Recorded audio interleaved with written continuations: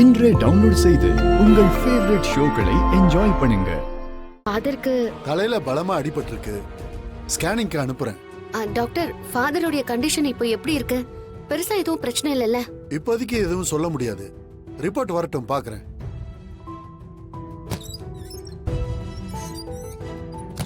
என்ன சின்ன டாக்டர் இப்படி சொல்றாரு?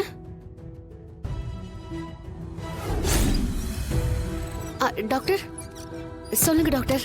மூளைக்கு ரத்தம் போற நரம்புல பிளட் கிளாட் ஆயிருக்கு. சர்ஜரி செஞ்சா சரியாக வாய்ப்பு இருக்கு. ஆனா அதுல ஒரு பிரச்சனை. அப்படி செஞ்சா கூட அவருக்கு சுயநினைவு போகவும் வாய்ப்பு இருக்கு.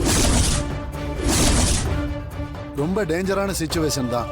ஆபரேஷன் பண்ணி நம்ம ரிஸ்க் எடுக்க முடியாது. மெடிசன்லயே சரி பண்ண முடியுமான்னு பார்க்கலாம். அவருக்கு சுயநினைவு வரணும் டாக்டர்.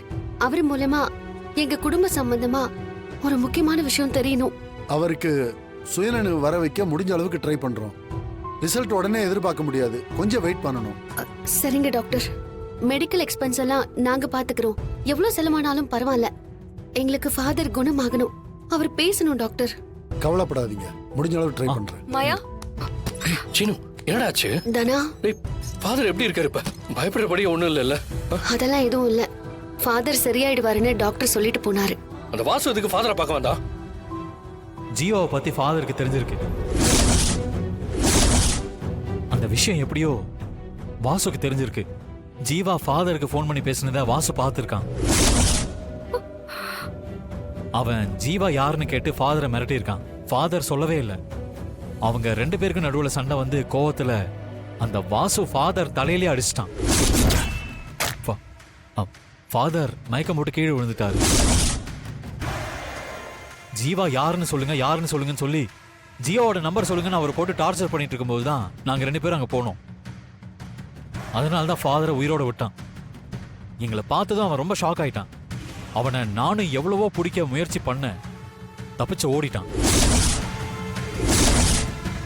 ஃபாதர் உடம்புக்கு ஒன்றும் பெரிய பிரச்சனை இல்லை.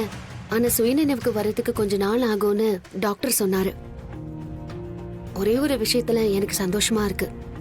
ஜீவா கை கெட்டுற தூரத்துல தான் இருக்கான். அவனை ஈஸியா நம்ம கண்டுபிடிச்சிடலாம். ஃபாதர் இப்ப நான் கொஞ்சம் பார்க்கலாமா? அவர் இன்னும் அன்கான்ஷியஸ்ல தான் இருக்காரு கதிர். சரி, ஓகே. எனக்கு வெளியே ஒரு வேலை இருக்கு, நான் போயிட்டு வரேன். நீங்க பாத்துக்கோ. என்ன வேலை? எல்லா வேலையும் முடிச்சிட்டு தானே வந்தோம். நான் வந்துடுறேன் தானே, வந்துருவேன்.